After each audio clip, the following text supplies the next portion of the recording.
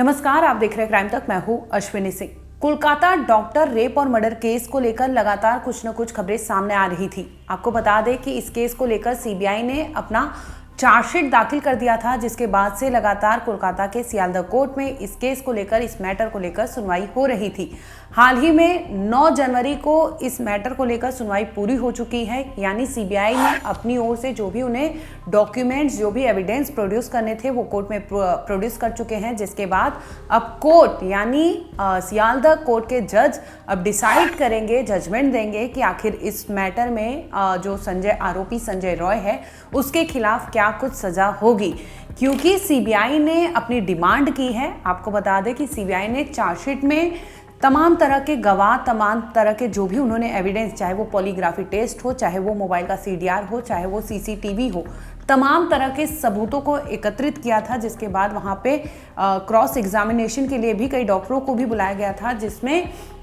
जिसके बाद चार्जशीट दाखिल कर दी गई थी और इस केस को लेकर लगातार सुनवाई हो रही थी। तो हाल ही में सीबीआई ने मेन आरोपी यानी संजय रॉय को ही मेन कल्प्रिट माना है और इस केस को ना कि गैंगरेप, बल्कि उन्होंने बताया कि ये गैंगरेप का मैटर नहीं था बल्कि रेप का ही मैटर था। जिस तरह से आपको याद होगा कि कोलकाता में ट्रेनी डॉक्टर के साथ जो सेमिनार हॉल में जिस तरह से जघन्य अपराध को अंजाम दिया गया था, ब्रूटली उसके साथ दरिंदगी की गई थी, जिसके बाद उसके कपड़े अस्त व्यस्त और उसके शरीर में तमाम तरह के ऐसे चोटें थी, चोट थी, जिसकी वजह से ये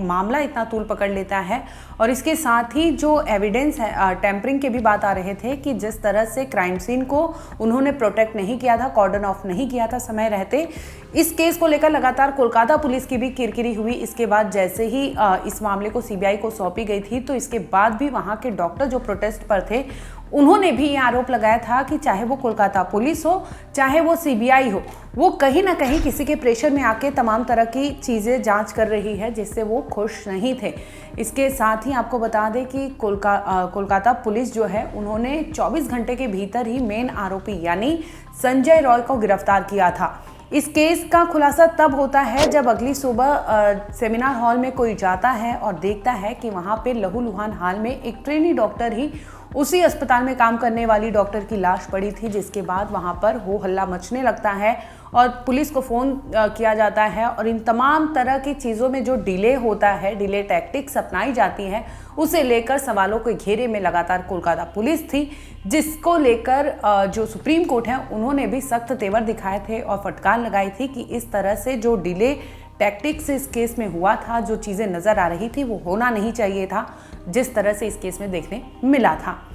आपको याद होगा कि जब संजय रॉय यानी आरोपी, जो मेन आरोपी है संजय रॉय, उसे पुलिस जब कोर्ट में प्रोड्यूस करने ले जाती थी, तब तक वो कुछ न कुछ अपना बयान देता था। इसी दरमियान उसने एक बयान दिया था जिसमें उसने कहा था कि तब के यानी पूर्व पुलिस कमिश्नर जो थे विनीत गोयल, उन पर उन्होंने आरोप लगा दिया था संजय रॉय ने कि कहीं ना कहीं इस पूरे कांड का कर्ता धर्ता मेन आरोपी जो था वो विनीत गोयल था, ना कि वो था। इसके साथ ही उसने एक और स्पेशल डिप्टी कमिश्नर का भी नाम लिया था, जिसमें उसने बताया था कि वो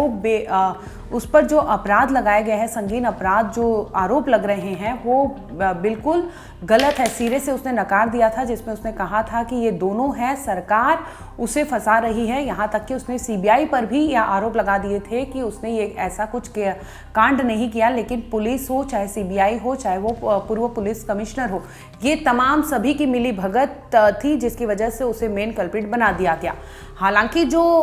एविडेंस प्रोड्यूस किए गए थे कोर्ट में, सियालदह कोर्ट में, आपको बता दें कि लगभग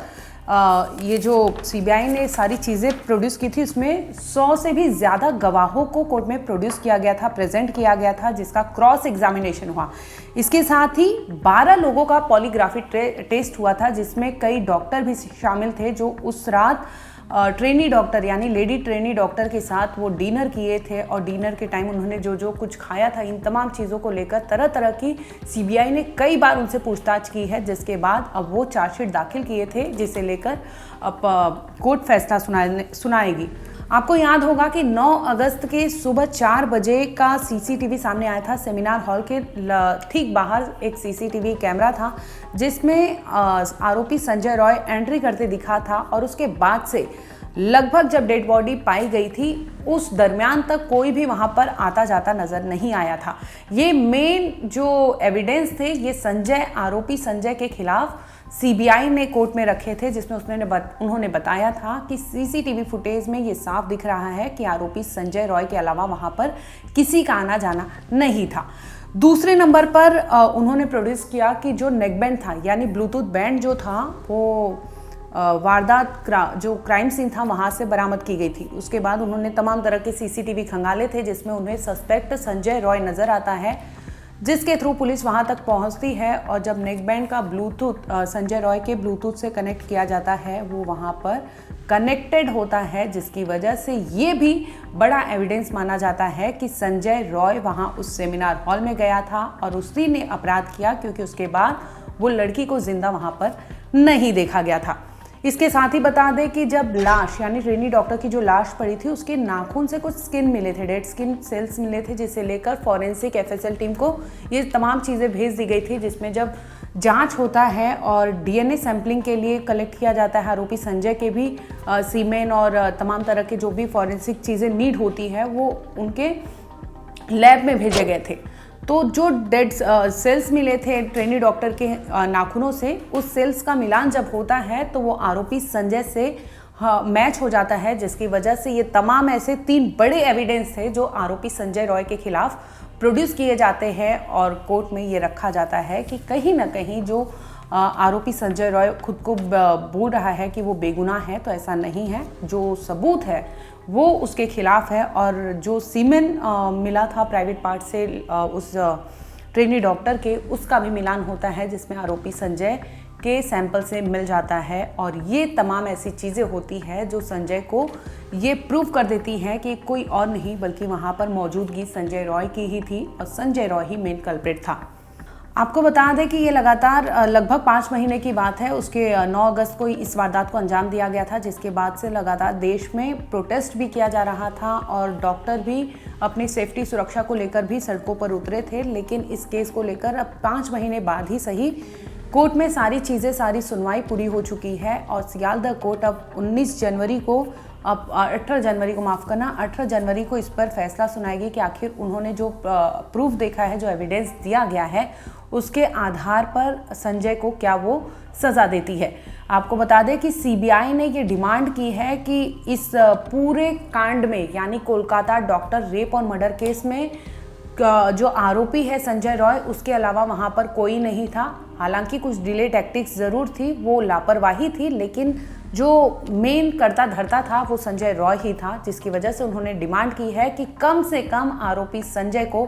फांसी की सज़ा मिलनी चाहिए। अब देखने वाली बात होगी कि 18 जनवरी को कोर्ट क्या फैसला लेती है और आरोपी संजय के खिलाफ क्या कुछ सामने आता है कि आखिर उसने जो कोर्ट में उसके खिलाफ प्रोड्यूस किया गया है वो कितनी सच्चाई है और उसे कोर्ट अब क्या ये सज़ा देती है, ये देखने वाली बात होगी।